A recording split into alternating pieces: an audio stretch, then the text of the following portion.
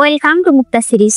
এই পার্টের শুরুতে জিয়ানশু হেভেনে ফিরে এসে সবার প্রথমে এনশিয়েন্ট হলে যেতে চাইলে তার বাবা তাকে ডেকে আনে। এখানে কথায় কথায় জিয়ানশু বুঝতে পারে তার বাবা জানে যে জিয়ানশু ডেমন কিং এর পাওয়ার নষ্ট করার জন্য এনশিয়েন্ট হল থেকে একটা ব্রেসলেট নিয়েছিল। তাই সে তার বাবাকে বলতে থাকে, আপনি কি সেই ব্রেসলেটে কিছু করেছিলেন? কেন হংনিং এভাবে মারা গেল? তার বাবা বলে, আমি কিছুই করিনি, তুমি নিয়ম ভঙ্গ করেছো, আর বাকি সবকিছু করেছে তাই।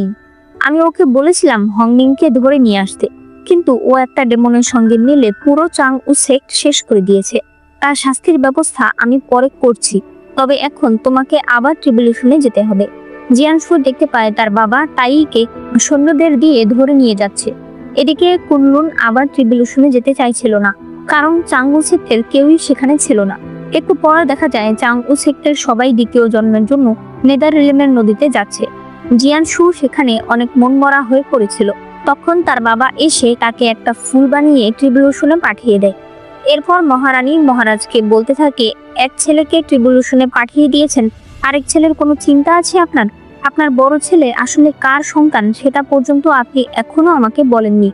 এরপর সে ভাবতে থাকে, যে করেই হোক এইবার কুনলুনকেই ট্রিবিউশনে জিতে আসতে হবে। তাই সে লুইয়াওকে এখানে ধরে নিয়ে আসতে বলে।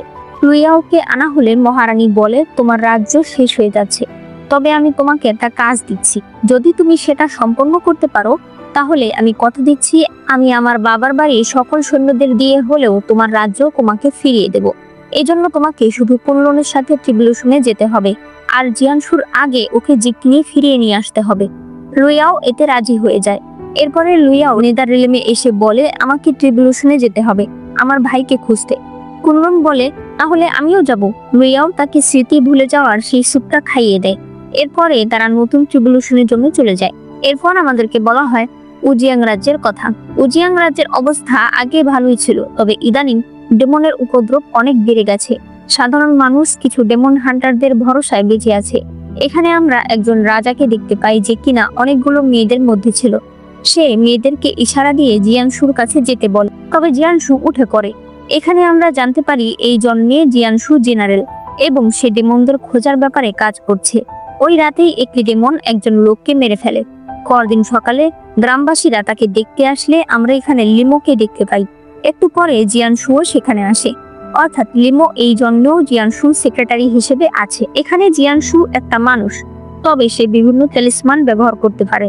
সে এই বডিটা দেখে বুঝতে পারে এটা কোনো ডেমনের কাজ, তাই তারা সেখানে বিভিন্ন টেলিসমান দিয়ে রাত পর্যন্ত অপেক্ষা করে যাতে সেই ডেমন সেখানে আসে, এবং সত্যি সেই ডেমন সেখানে আসে। এখানে এই ডেমন বলে সে ওই লোককে মেরেছে কারণ ওই লোক তার আর তার পরিবারের সঙ্গে অনেক অন্যায় করেছে। জিয়ানশু বলে, আমি তোমাকে ছেড়ে দেব, তোমার কোর আমাকে দিয়ে দাও। সে ডেমন তাকে নিজের কোর দিয়ে দেয়। এদিকে রাতের বেলা একটা ছোট্ট বাচ্চার কাছেও একটা ডেমন আসে। তখন হংনিং সেই ডেমনকে ধরে ফেলে। আর এখানে আমরা জানতে পারি হংনিং এই জন্মে একজন ডেমন হান্টার। সেও সেই ডেমনের কাছ থেকে তার কোর রেখে দেয়। হংনিং সেই ছেলেটার সঙ্গে দেখা করতে গেলে তার মনে পড়ে এটা সেই ছেলে যেটা কিনা চিফের সঙ্গে থাকতো, অর্থাৎ হংনিং এর সকল স্মৃতি রয়েছে। সেই ছেলেটা তার নাম জিজ্ঞেস করলে সে বলে তার নাম মুশিয়ান। এরপর আমাদেরকে কুনলুনকে দেখানো হয়। সে আঙুর ফল আলাদা আলাদা সাজাচ্ছিল। তখন জিয়ানশু এসে বলে, এবার তুমি কি করেছো? কুনলুন বলে, বেশি কিছু না, বন্ধুদের সঙ্গে একটু দুষ্টামি করেছিলাম।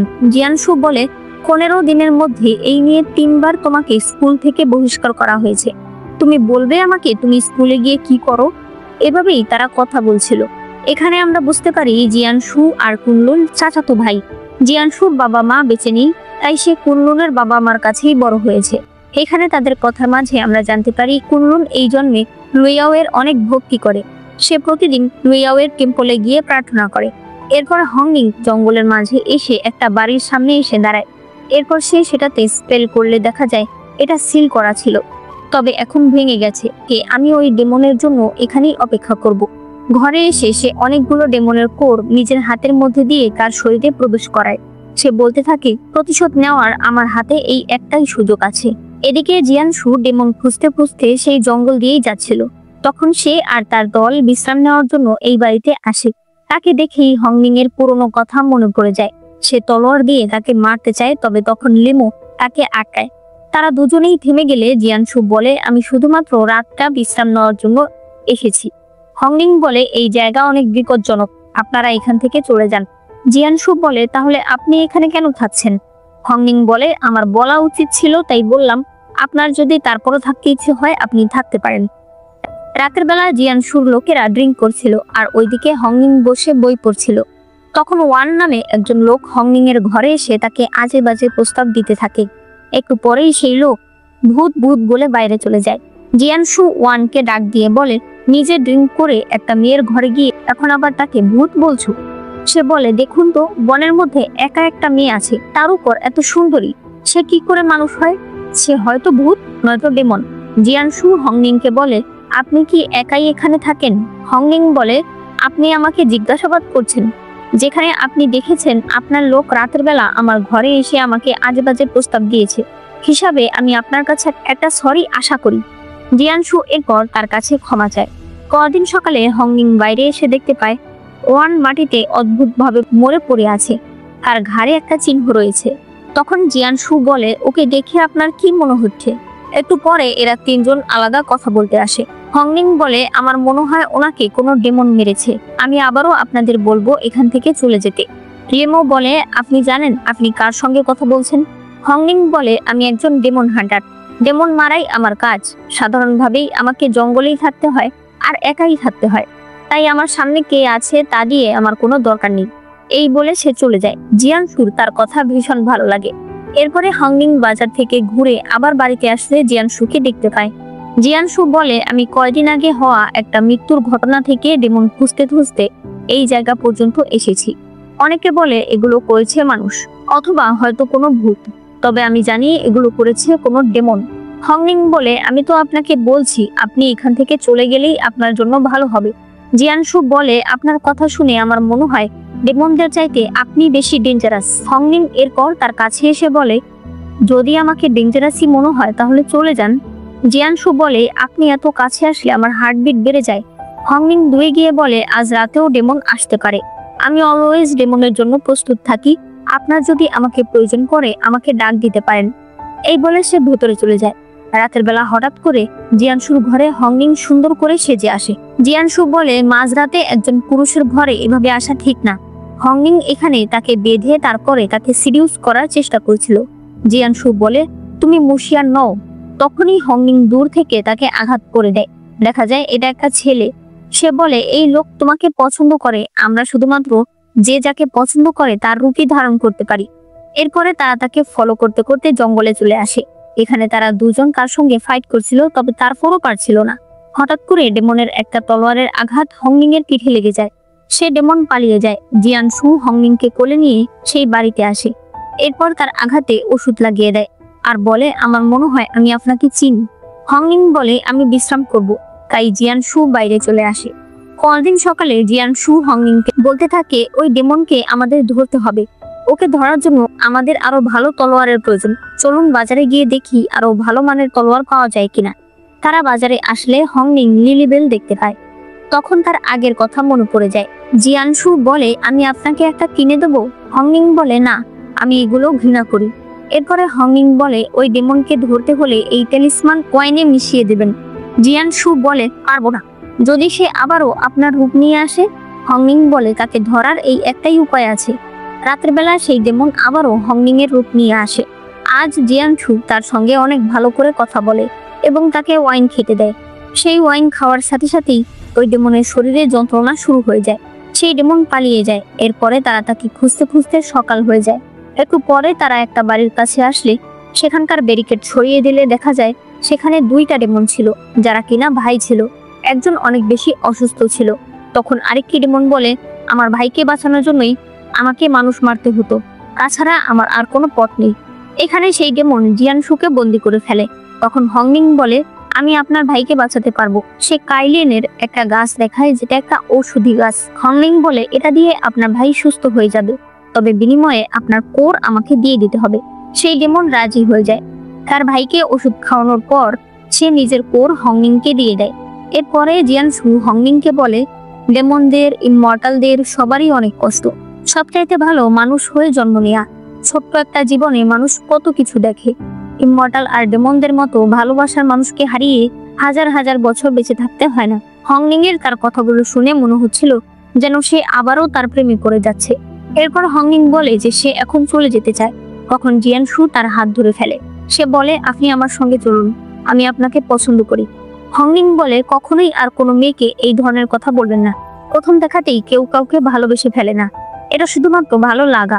জিয়ানশু বলে, বৃষ্টি আসতে চলেছে, অন্তত এই ছাতাটা রাখুন। হংনিং বলে, আমার লাল রং পছন্দ না। এই বলে সে চলে যায়। এরপরে তুমুল জোরে বৃষ্টি নামতে থাকে। হংনিং অনেক বেশি অসুস্থ হয়ে যায়। তবে দেখা যায় জিয়ানশু তার পেছনে পেছনে এসেছে। এরপরে হংনিং এর জ্ঞান ফিরলে সে একজন দাসীকে জিজ্ঞেস করে, আমি কোথায়? তখন দাসী বলে, আপনি জেনারেলের বাড়িতে। হংনিং জানালা দিয়ে একটা বড় ক্যামেলিয়া গাছ দেখতে পায়। এদিকে জিয়ানশুকে তার চাচিরা বিয়ে করানোর জন্য অনেক মেয়েদের ছবি দেখাচ্ছিল। তবে জিয়ানশু কোনো মতে বাহানা দিয়ে সেখান থেকে চলে যায়। এরপর তারা কুনলুনকে বলে, তাহলে তুমি একটা মেয়েকে পছন্দ করো। কুনলুন বলে, আমার এইসব সাধারণ মেয়েদের পছন্দ না, আমার তো পছন্দ দেবী লুইয়াওকে। এটা শুনে তারা মনে করে কুনলুন মজা করছে। এরপরে জিয়ানশু লিমোকে বলছিল, চারদিকে পাহারা অনেক বাড়িয়ে দাও, সকল মানুষদের প্রোটেকশন দিতে হবে। লিমো জিয়ানশুর সামনে দাঁড়িয়ে থাকে। সে বলে, তুমি কি করছো? সে বলে, আপনাকে প্রোটেকশন দিচ্ছি। জিয়ানশু তার দিকে বই ছুড়ে দিয়ে বলে, আমি বলেছি তোর প্রোটেকশন আমার লাগবে। লিমো বেচারা সেখান থেকে চলে যায়। এরপরে জিয়ানশু হংনিং এর কাছে আসলে সে বলে, আপনি আমাকে বাঁচিয়েছেন, আপনি ওই দিন আমাকে ফলো করেছিলেন। সে বলে, ফলো না করলে আপনাকে বাঁচাতাম কি করে? তবে এখন কিন্তু আপনি আমার কাছে ঋণী। হংনিং বলে, কিভাবে এ ঋণ পরিশোধ হবে? তখন পেছন থেকে দাসী বলে, আমাদের হুজুরকে বিয়ে করে নিলে ঋণ পরিশোধ হয়ে যাবে। হংনিং বলে, আমি আপনাকে বিয়ে করতে পারবো না। জিয়ানশু বলে, এখন দরকার নেই, এখন আপাতত ডেমন ধরার কাজে আপনি আমাকে সাহায্য করুন। এদিকে কুনলুন লুইয়াওয়ের ছবি আঁকতে চাইছিল। সে বলে, প্রতিদিন আপনি আমার স্বপ্নে আসেন, কিন্তু আপনার চেহারাটা আমি ভালো করে আঁকতেই পারছি না। আজ আমি আপনাকে খুঁজে বের করবই। এরপর সে রাস্তায় বেরিয়ে যায় লুইয়াওকে খুঁজতে। সে প্রত্যেকটা মেয়ের চেহারা ভালো করে দেখতে থাকে। এভাবে দেখতে দেখতে সে একটা ব্রথালে এসে পৌঁছায়। এখানে সবগুলো মেয়ের চেহারা দেখে সে বলে, না, একটাও ওর মতো না। সব মেয়েরা রাগে চলে যায়। এরপর সেখানকার ওইরান বলে, আপনার কেমন মেয়ে পছন্দ সেটা আমাকে একবার বলুন। সে বলে, আমার লুইয়াও দেবীর মতো মেয়ে পছন্দ। মহিলা কুনলুনকে বাইরে নিয়ে আসে আর এরপর তার উপর আক্রমণ করতে যাবে, তখন লুইয়াও তাকে আঘাত করে দেয়। সে আকাশ থেকে যখন নেমে আসে, কুনলুন তো তাকে দেখে একদম ফিদা হয়ে যায়। সে বলে, আমি জানতাম আমার প্রার্থনা বৃথা যাবে না। লুইয়াও বলে, আজ থেকে আমি তোমার মাস্টার আর তুমি আমার শিষ্য। কুনলুন রাজি হয়ে যায়। এরপর পরদিন জিয়ানশু হংনিং এর জন্য রান্না করে নিয়ে আসে। ওই সময় কুনলুন লুইয়াওকে নিয়ে সেখানে আসে। কুনলুন বলে, এই হলো আমার মাস্টার লুইয়াও, এই হলো আমার বড় ভাই জিয়ানশু, এই হলো আমার ভাবি মুশিয়ান। লুইয়াও সামনে বসে বলে, মুশিয়ান ভালো? সেও বলে, হ্যাঁ, আপনিও অনেক ভালো। তারা এখানে একজন আরেকজনকে টিজ করে কথা বলছিল। জিয়ানশু আর কুনলুনের তো মাথায় কিছুই ঢুকছিল না। কুনলুন বলে, মাস্টার, আপনি না বলেছিলেন আমাকে আজকে কিছু স্পেল শিখাবেন? চলুন আমরা এখান থেকে চলে যাই। সে লুইয়াওকে নিয়ে চলে আসে। এরপরে লুইয়াও আর কুনলুন একসঙ্গে খাবার খেতে বসলে লুইয়াও বলে, শোনো, তোমাকে আরো পরিশ্রমী আর দায়িত্ববান হতে হবে। এখন থেকে তুমি সবসময় জিয়ানশুর উপর নজর রাখবে। ও কি কি করে তুমিও সেগুলো করবে।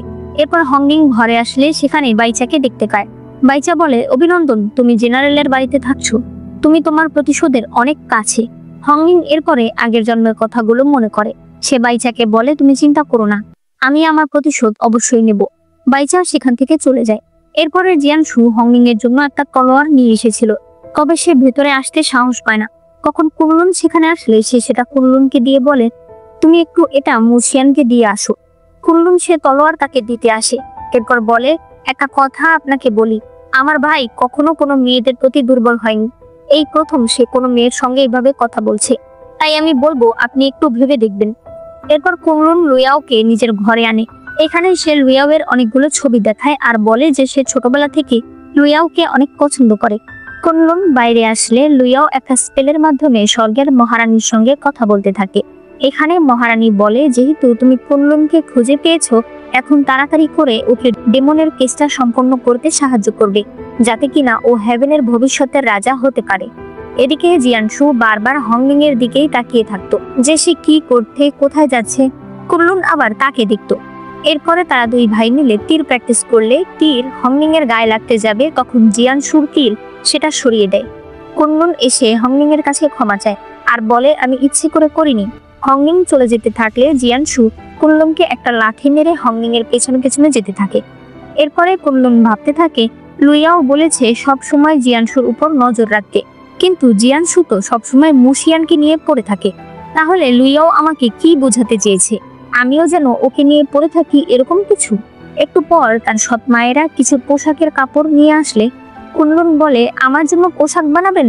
তাহলে লুইয়াওয়ের জন্য আর ভাইয়া আর মুশিয়ানের জন্য বানাবেন।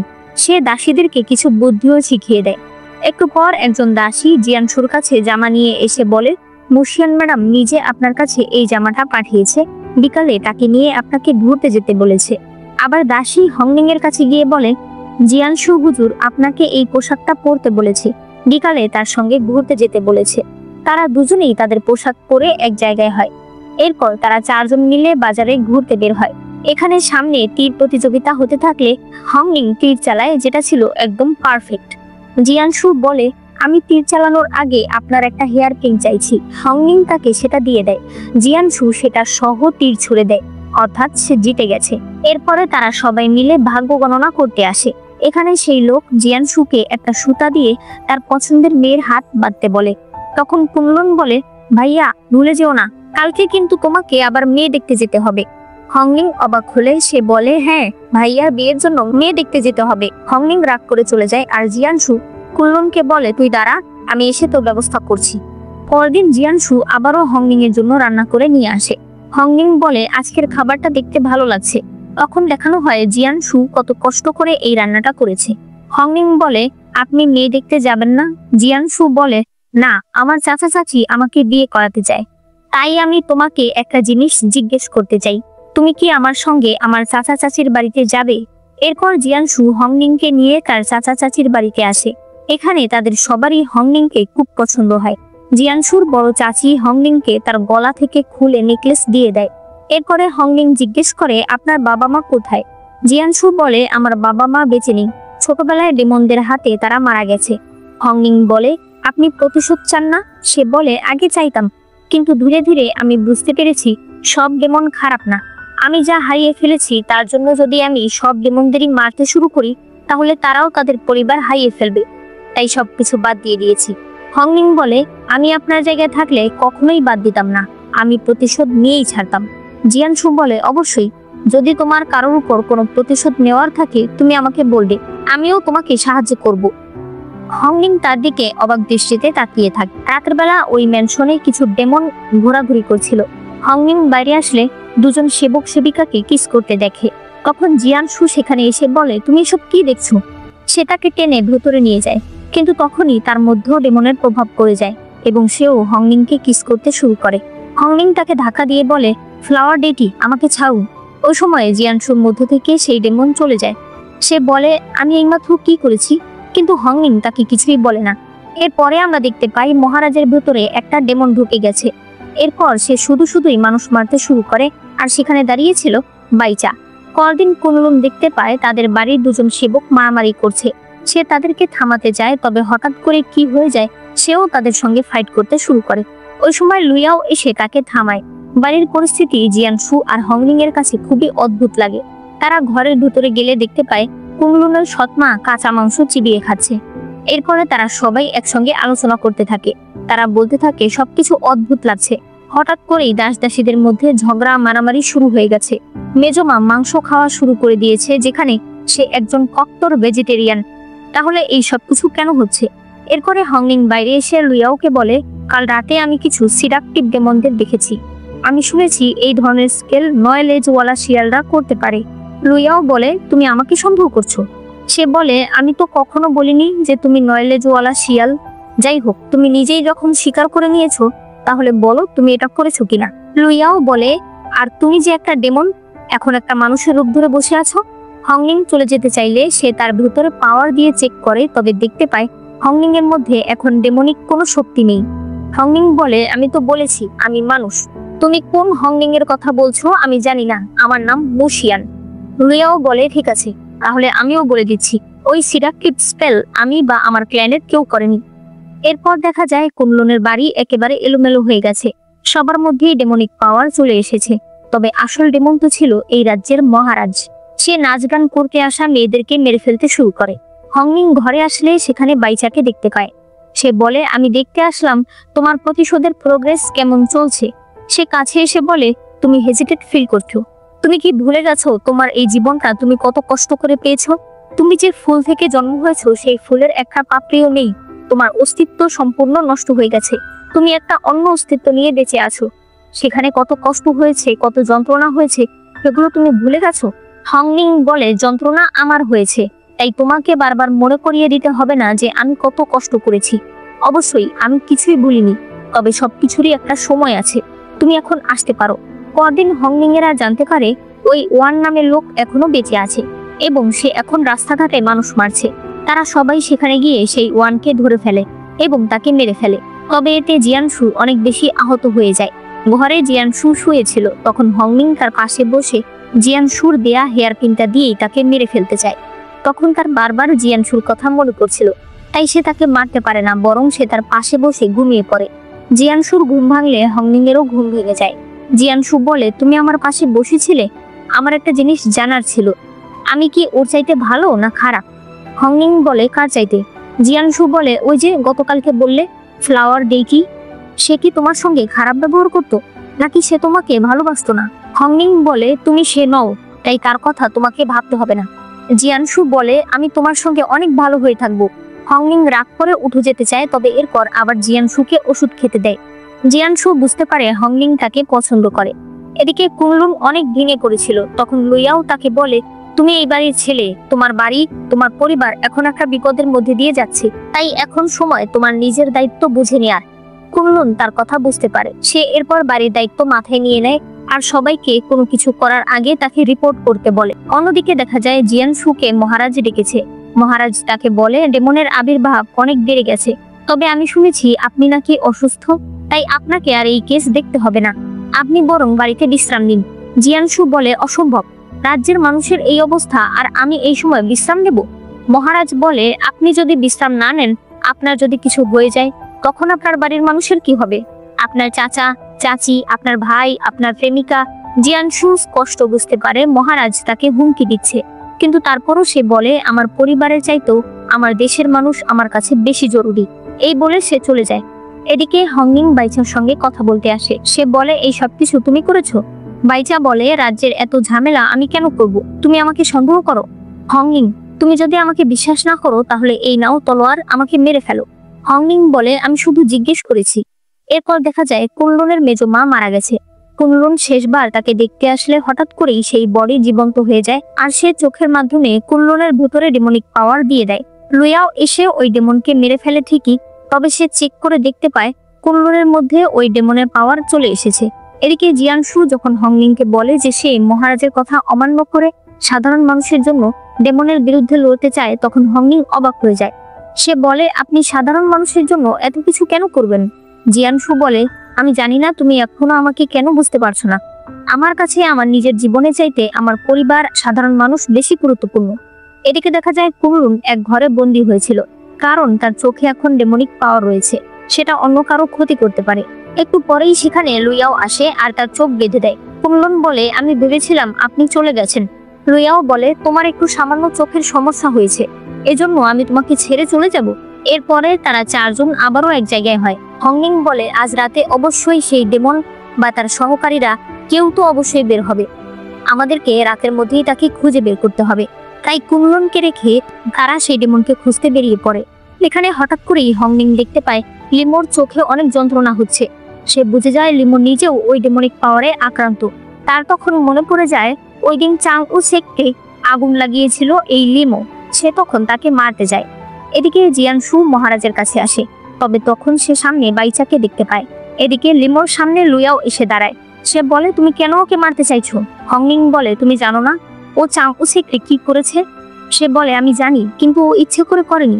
হংমিং বলে, ও তোমরা ইমমর্টালরা মানুষ মেরে বলবে ইচ্ছে করে করনি, আর আমরা একটু কিছু করলেই আমাদের শাস্তির কোনো অভাব নেই। এদিকে বাইচা বলে, আমি কোনোদিন ভাবতেও পারিনি আমি একদিন আপনাকে এইভাবে দেখতে পারবো। এত বড় ফ্লাওয়ার ডেটি যার নিচে আমরা বাস করতাম, সে আজ আমার এক আঙুলের যোগ্যও না। জিয়ানশু তো তার একটা কথাও বুঝতে পারে না। সে বাইচাকে মারতে চায়, তবে বাইচা উল্টো তাকে অনেক আঘাত করে।